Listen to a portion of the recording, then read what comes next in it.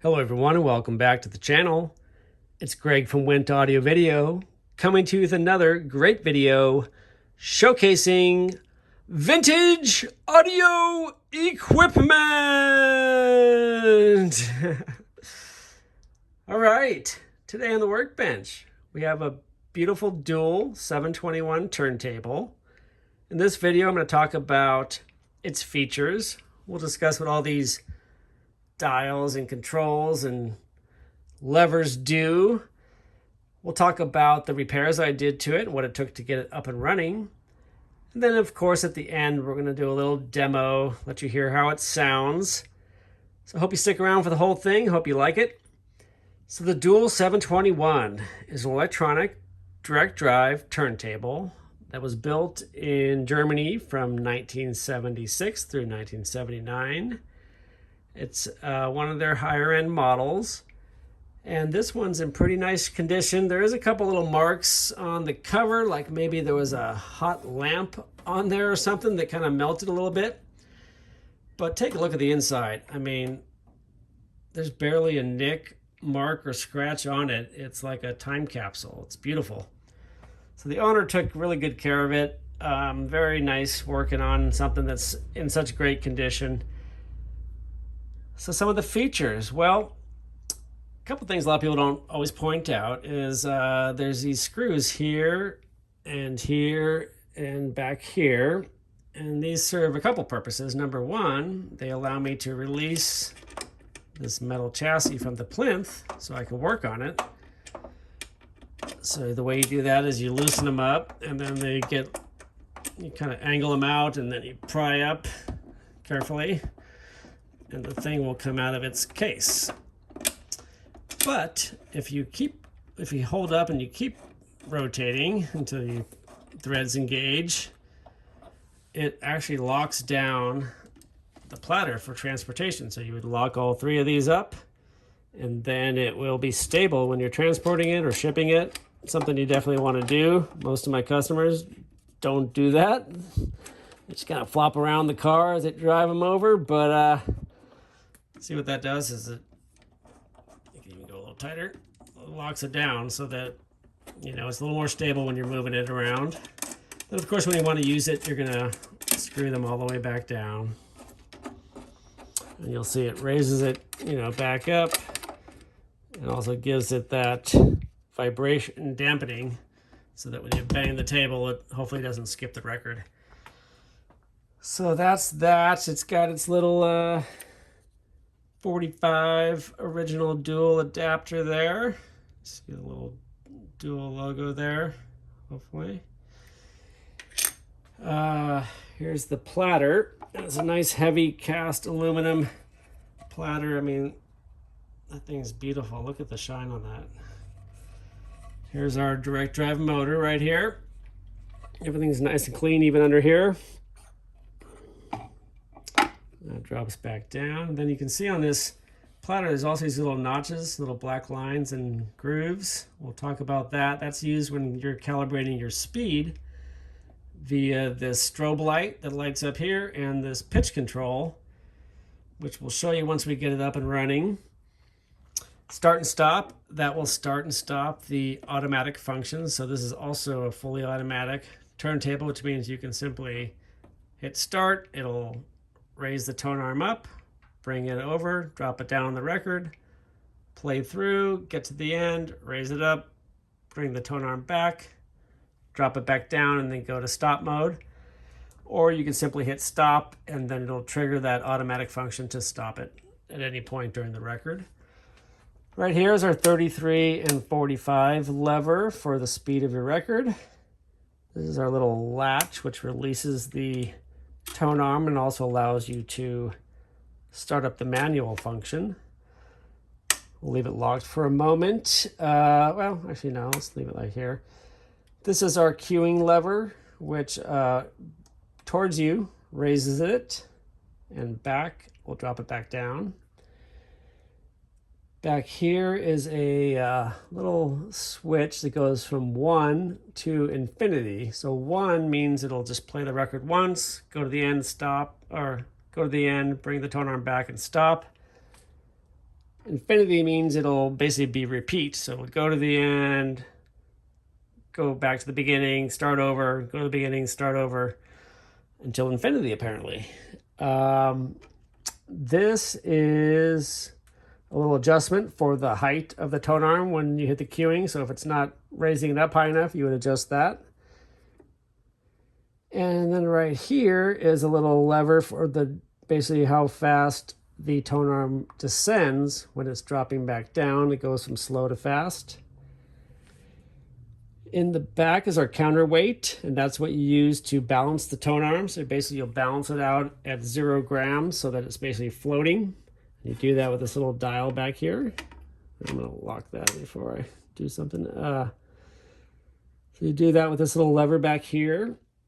And then this little dial here will adjust your stylus pressure based on your cartridge. So the manufacturer might recommend a certain tracking force. This one recommends 2 grams. So basically I'll balance the tone arm, set this for 2, number 2 right here. And then I'll set my anti-skating adjustment for 2 as well, based on the elliptical groove, which is right here. There's also a conical groove and little different markings for conical styly versus elliptical styly.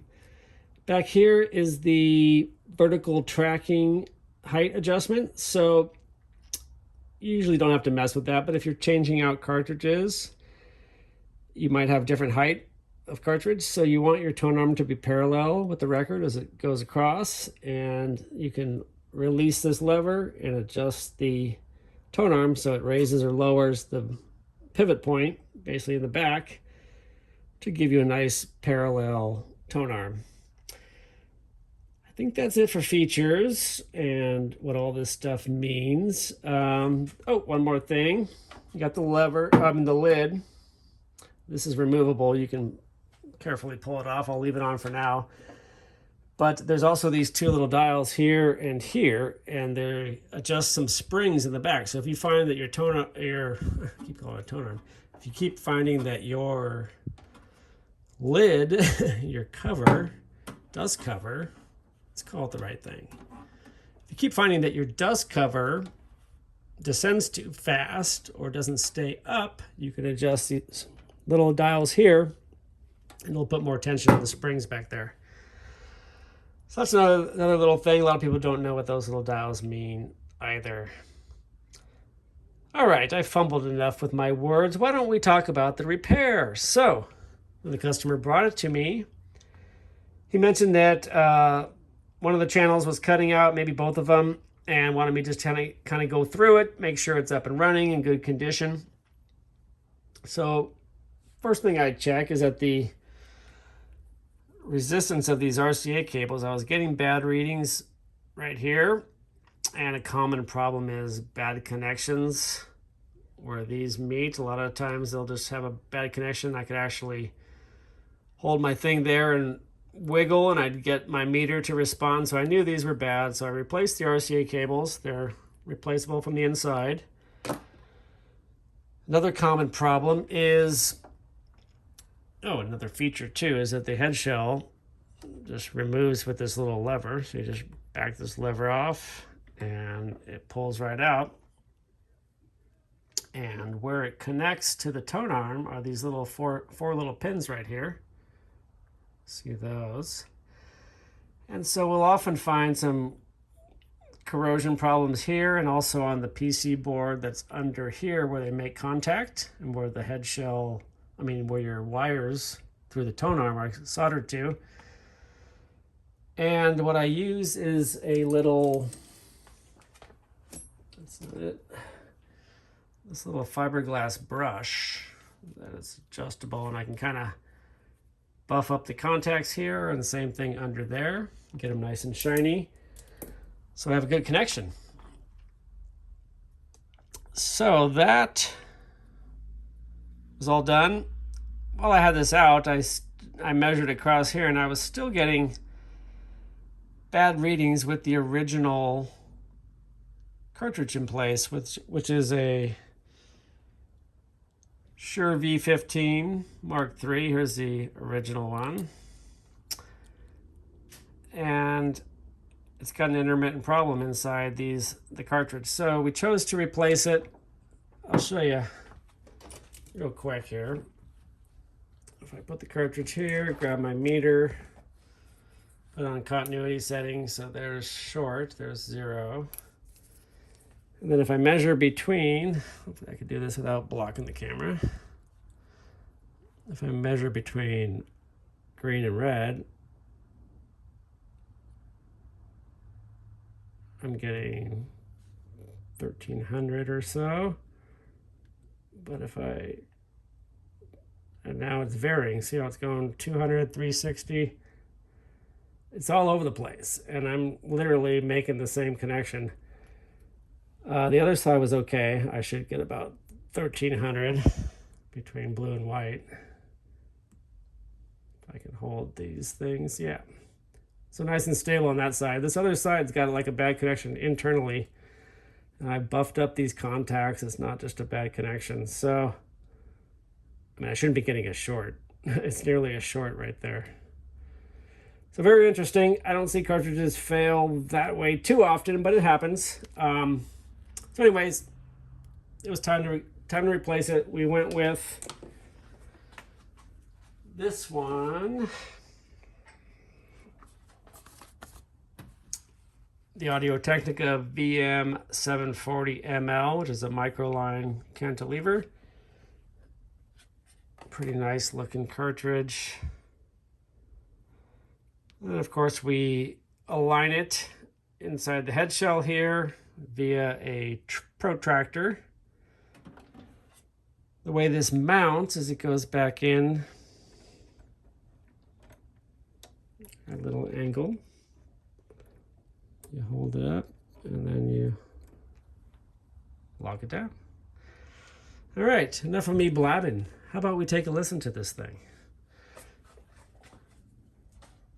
So we unlock our tone arm. We'll flip up our stylus guard. Grab a record, of course. We'll hit start. As you see, it raises up. Moves on over. And drops down. And as you can see also, here's that strobe light came on. And we have these little black lines. You see how they're kind of moving? So as I play with this pitch control, they go faster. And then as I get closer to it being the correct speed, you'll see those lines will slow down. Hopefully you can see that in the video. And you see how they're stable there? The lines, well, just about, yeah, right there. So that'll give you a good speed. There's other little ways of measuring the speed, but that's pretty accurate. So that's what that adjustment's for. Oh, let's turn up the volume, huh?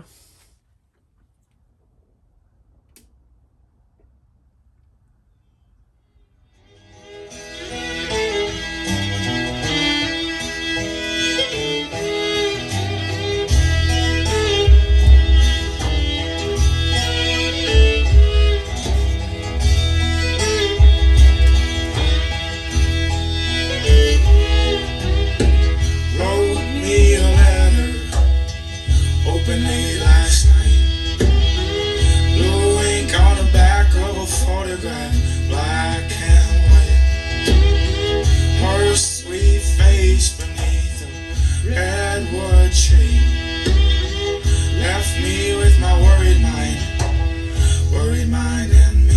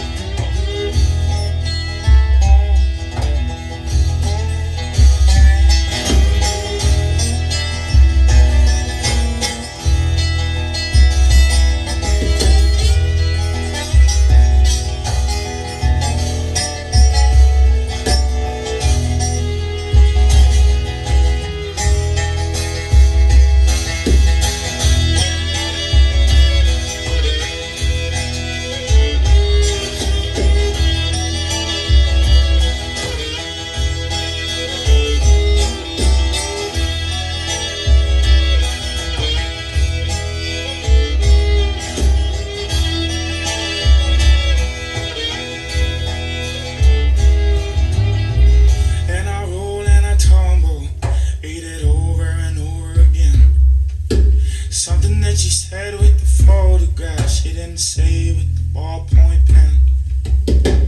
Now I'm learning how to worry, never was a worrying kind. She left me in Texas, Texas with a worried mind. All right, there you have it. The Dual 721. That was Marty O'Reilly and the Old Soul Orchestra. Pray for Rain is the album.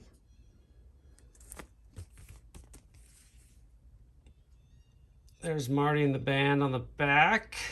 That was Letters, which is actually song 1 on side 2, so there might be a missing song here, but great album. Support Marty O'Reilly, martyoreilly.com. You can also find him on social media. When you're done, you can let the record play out if you'd like, or you could cue it up, move it to another track, drop it back down, or let it play out until it gets to the end, where it will engage the auto stop, bring it back to its rest there, and as long as you don't have it in that infinity mode, it will shut itself off. Pretty cool. This thing is in great condition. I also obviously cleaned it all up while I was in there, lubricated things, cleaned the controls and switches, made sure everything else was working great. But this thing's ready to go home. Thank you for joining me. I know it turned out to be a longer video than I hoped, but hope you enjoyed it. Give a like if you like this video. Leave any comments down below. Think of subscribing to the channel. I'm always looking for new subscribers. And click that bell notification. See you in the next video. Hope you're all doing well. Check out Marty O'Reilly. Check out Wint Audio Video. Thanks, folks.